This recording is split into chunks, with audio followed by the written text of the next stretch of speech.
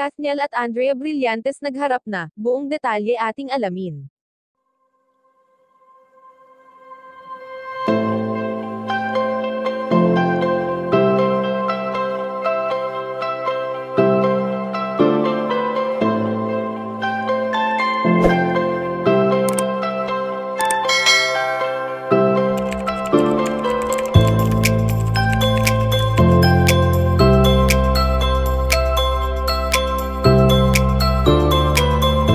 Usap-usapan nga ngayon sa mundo ng social media ang hiwalayan ni Daniel Padilla at ng dating kasintahan nitong si Catherine Bernardo.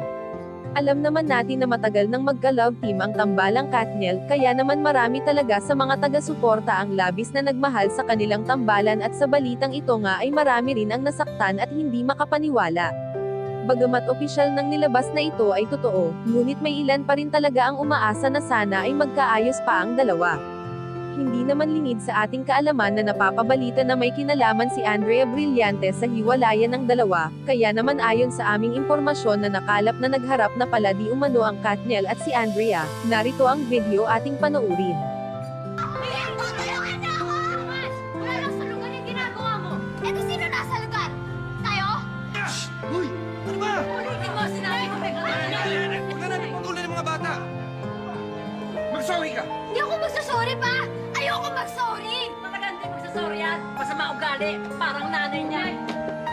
Halika na!